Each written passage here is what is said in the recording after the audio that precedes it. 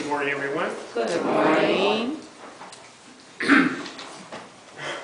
One of the first thoughts I had here, being in Florida and spending some time down here in the winter, I find it wonderful because this is my summer, and I enjoy the summer. And in Lowydale, it's very, very hectic. You have a lot of things you're doing, a lot of services going on. So I find it wonderful to come down here and enjoy you guys here, and in other churches and other places here. That's wonderful. I know you're really close to Casadega, so there's quite a few things going on in the area, and you're very blessed by that.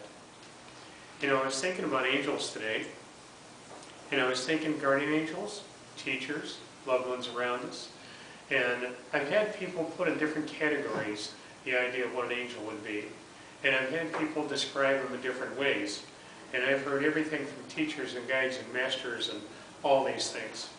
And I find very simply, I always was told by Spirit, keep it simple. And I was always taught from my grandmother, you put your hand in Spirit's hands and ask them to guide us. And as we ask them to guide us, and we really allow ourselves to be guided, instead of trying to consciously, forcefully, with our own will, make things occur in the manner we want or have the outcome we desire. I look at that at times and I think about it as a child. When I was a child, 8 years old, my father said to me, "What do you want to do when you grow up?" And I said, "I want to work at the Healing Temple in Lowydale, and I want to give written messages to people. I feel it's healing, and in both ways it's healing, laying on hands or in a sense of a verbal message, emotional message, that it would be healing for them." And I have always believed that. And when I was 12 years old, I was a registered healer in Lowydale in the Healing Temple. And the lady there then was teaching, and she said to me, she said, "You've already always been doing this." And I look at that in my life and realize that when I was 8 years old, my father was a little bit fuddled. He didn't know what to do with me when I said that's what I wanted to do. And he looked at me at times where, how come you're thinking that when you're very mechanical and you could do all kinds of different things as a kid? I says, but that's really helping people. And I believe that as spiritualists, I don't know how many of you here have been really deeply involved in it, or you're just visiting it and learning about it, but it's something that as a spiritualist, I've had people say to me, "Doesn't it scare you to feel things from Spirit?" And I said, no, it would scare me to not feel things from Spirit. And I look at some people around me at times, and I think, how can they live in the way they live in such a physical, conscious level, and that's all they function in, and that's all they choose to function in? Because I believe our guardian angels work overtime at times, helping us and guiding us, whether we're aware of their presence, or their guidance, or that they're even there. I've had a number of people say to me, "Well, I don't know how I got through the accident without, possibly passing over." And I said to one gentleman, I said, I said, "Didn't you feel a hand on your chest, holding you back and keeping you in your seat?" And he looked at me and started crying, and he goes, "I thought that, I felt that, but I couldn't believe that." And I find that many times our consciousness blocks ourselves from believing what we've actually just experienced at times. I had a lady say to me one time, she had tripped down the steps and fallen a whole flight of steps, and they were all, hard steps. And she said to me, she says, "I don't know why I'm alive. I landed on my head." I said, "But when you landed on your head," I said, "didn't you feel like it was sort of strange to fly?"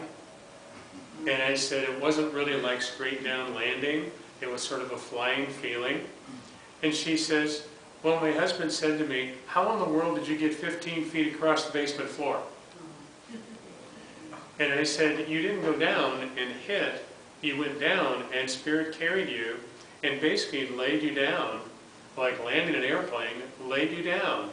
And you have a few bruises, but they couldn't even find a concussion." So I believe that whether we believe or we don't believe, our guardian angels are around us. I feel they're ordained by God's presence around us all the time. The spirit world is always there.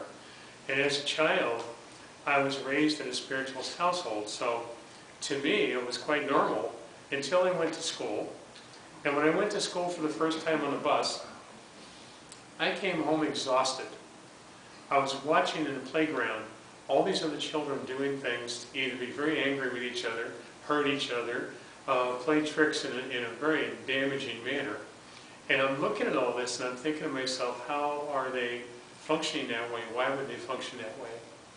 And when I came home, my grandmother saw me walk in the door and she said, okay, sit down here. She says, we got to talk. She said, you can't change their mind. You can't change their lessons. You can't change the way they're approaching and learning and dealing with things. They have to do it on their own. You can plant seeds of wisdom, guidance, and love. You can bring to them a balance of caring and show them a sincerity and show them that it works in your life. And as spiritualists, I believe that we're examples for everyone else around us. Whether they are understanding or not understanding, we're still an example for them. And I find sometimes words isn't really the best example. I find that the action is the example, and people, whether they consciously recognize it at that moment or not, they connect. I have a gentleman that said to me one time, he said, Greg, he says, I've been to you for readings, and he said, well, he says, I'll just say it this way. He says, you call it as you see it.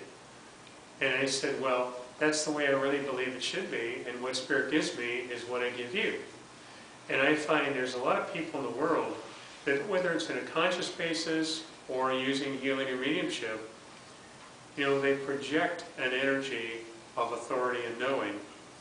And I look at it this way, I don't know what the next word is going to be out of my mouth. I know what I feel. I know what I'll give, but it's something that's being given to me.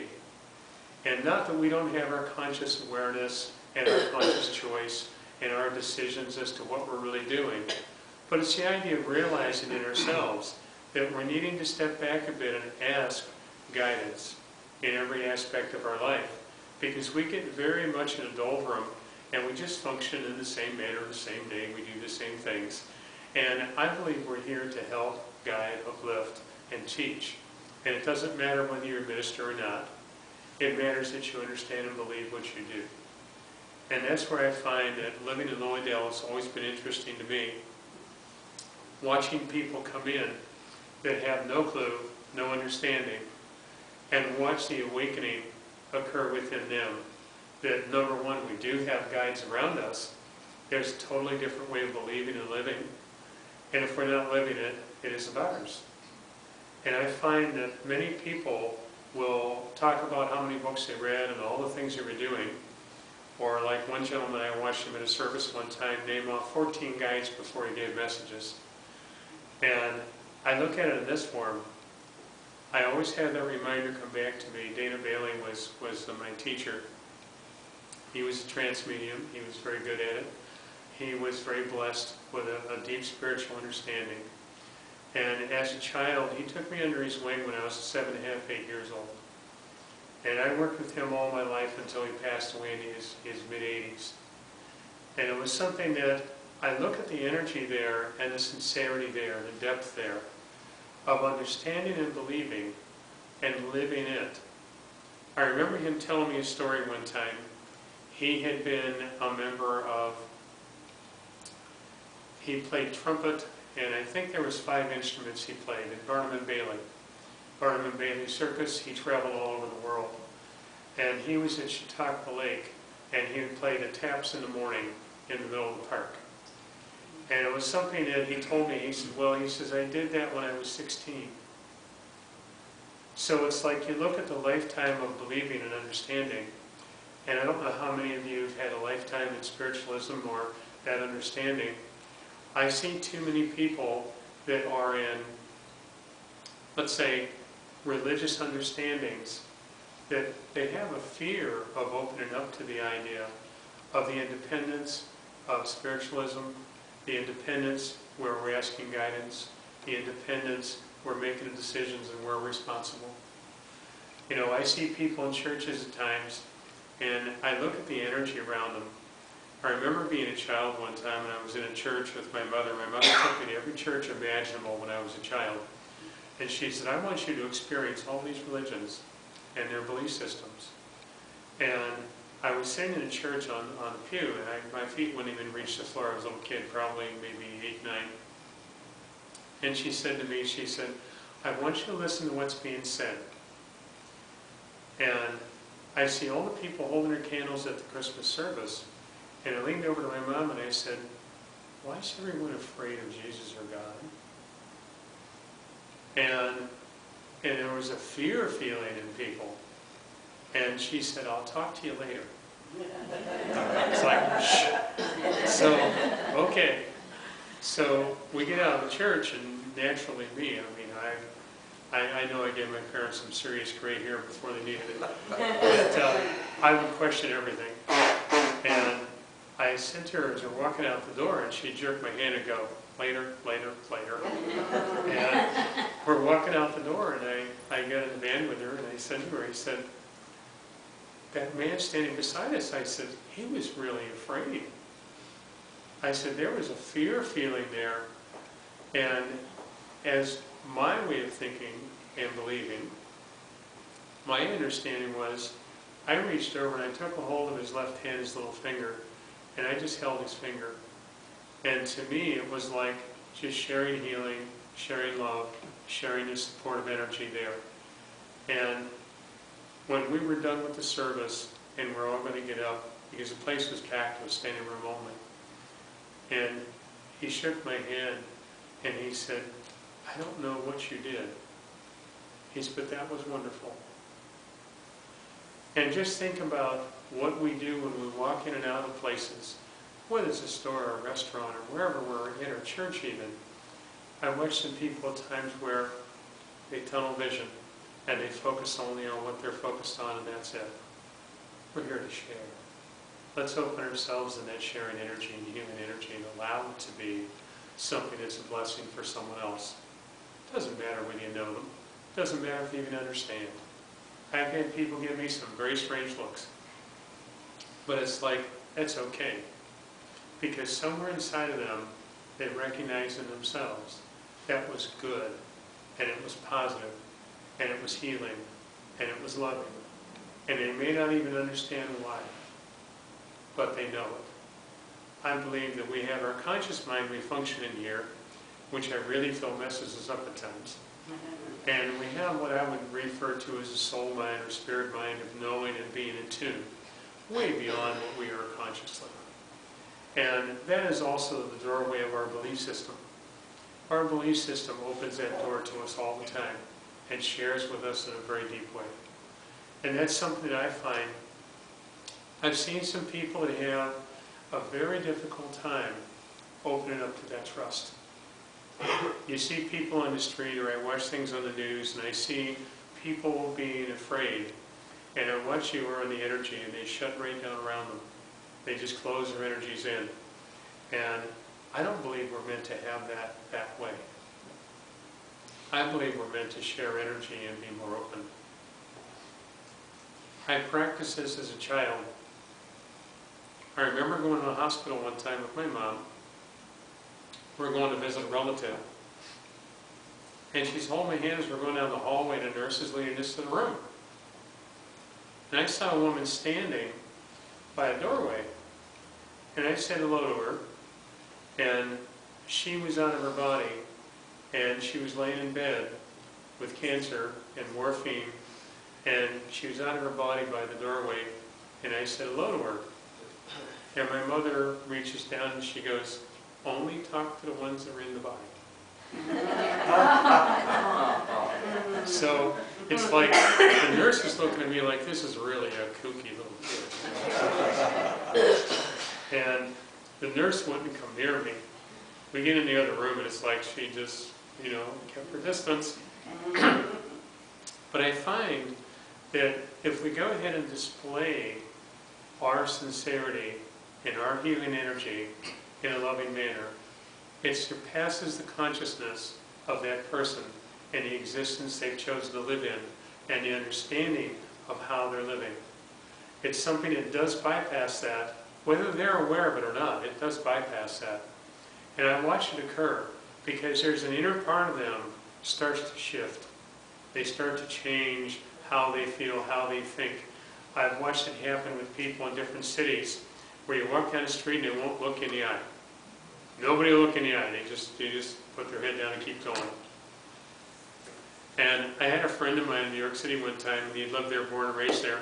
He said to me, he says, "Don't look everybody in the eye." He goes, "You'll get in trouble." He says, "You'll have a problem." And I said, "Well, that's their problem." And I said, "I just feel it. I'm not reaching out and touching someone. I'm not grabbing someone. I'm not doing anything aggressive or negative in any form." And I walked along, and I had people, and my buddy said to me, he goes, "Greg," he goes, "you're having everybody turn around and look at you." I'm walking past them, and as they walk past me, I'm looking at them and greeting them and saying hello, or I'll nod. And they walk by and they do turn around and look at you. Like, what is this? And I said, "Now look how many changes we've made in one block." And I said, "No one's hit us yet." So you look at the energy that we can send down and the impact of energy. You know, my grandmother used to, play a little game with me. I'd be so engrossed in a TV set, and I'd be watching a show, and she's in the back of the room, in the living room, in a big long living room. She'd make a ball of energy, and she'd throw the ball of energy at me. And I'd turn around and look at her because I'd feel the energy. And she'd say, "Now are you listening?" And I find that that symbol of that energy, we do it all the time if we allow it to happen. And we can allow it to happen, and it's really a blessing for not only yourself, but the people you're sharing it with. And I find it so fascinating to watch people respond, and they're starting to respond from the higher understanding spiritual mind instead of the conscious level of fear. And if we can work with that energy and practice that energy, it's just amazing what happens. I've seen some people that you would look at as very rugged and in some ways sort of negative energy, and I've worked with them. You know, I had a gentleman tell me one time, when I lived in Ohio, I was born and born and raised in Niles, Ohio. And I used to go over to Youngstown, and it was not an easy city to be in. There were a lot of people there who had a lot of problems. And I went down to the rescue mission and the rape crisis shelters and different shelters that were there, and I worked with people. And the one gentleman at the shelter said to me one time, he says, he says, "I've never seen you use the counseling room." And I said, "Well," I said, "number one, to me, walking in that room was the most negative energy I ever experienced." I said, "So why would I want to drag somebody into that and have them part of what that would be doing?" And I would walk in, and it had a big area in this building, huge, big old building. And I would just choose a picnic table back in the corner, and I'd have people come back, and they'd walk up voluntarily and talk. I think there were maybe 3 times out of 10 years that I asked them to come back and talk. They would come back and talk automatically. And the one gentleman said to me, he says, he says, "I really don't believe in God." He says, "I don't believe in spirit." And he goes, "I've heard other people talking about what you believe." And he goes, "You're a bit strange." And I said, "Well, I've always viewed myself as a bit different, at least from a difference level of what normally people think." And he had been really a rough customer, and had been in and out of jail and all kinds of things. And I said to him, I said, "I should really have a good heart, and I should be very protective, and I brought out people he's protected, and he's watched over and made sure no one bothered him." And he looked at me and he goes, "Who are you talking to? How'd you know that?" I said, "That's spirit." And I brought through the grandmother, and I said, "The grandmother watches over you." And I said, "She's the one that shows up in your dreams and has warned you not to do certain things and be involved in certain things." He looked at me and he goes, "How do you know that?" I said, "Because she's here with you, and she watches over you, and she's one of your main guardian angels that takes care of you all the time." And I look at the energy around him, and I watched a complete shift of energy going on in him. When we were done, he didn't show up in the shelter for a while. He actually went home and visited his family, shared with his mother, shared with his father, communicated with them where he before wouldn't communicate at all. He came back to the shelter on the days that I would normally be there. He came back to the shelter looking for me. And the one day I hadn't been there, the gentleman there told me, he says, he was in here looking for you. He says, he wants to talk to you. He says, his mother wants to come to you for me. And I said, that'd be fine. And you find yourself in a position where if we allow ourselves to be guided and not be thinking just singly in our conscious mind, it's just amazing what Spirit brings into our lives and what paths we cross. And things we can do to be reaching out and helping others and helping people. And we need to be aware of that. I find at times we can become sort of passive and dormant in some ways, and our life just rolls along day to day that way. And I find a lot of you here, you're changing things in your lives. How many of you here have had recently a feeling that you're in contact with Spirit more, things are coming through stronger, you're having more deja vus occur? Because I feel the times in the world around us that are occurring are pretty drastic at times in some ways. And I feel we are being given the ability to reach out and understand more and be in tune to Spirit even more yet. I've been noticing that a lot of people that would have not considered themselves very open to a lot of these things, I get a lot of phone calls and they'll say, I don't know why, but I dreamt of this and it happened. And I had this come to me in a dream and they're showing me future. And I've had a couple things happen that I've dreamt already. So be aware, we're in a time where the world is going through certainly some turmoil. And we're needing to be aware and alert to the idea that we're messengers.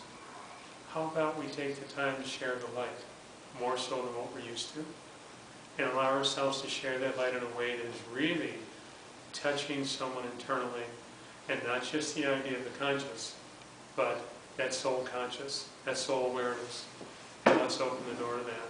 Because I think it's wonderful to be that messenger and enjoy the light that occurs and enjoy the light you're sharing. Thank you.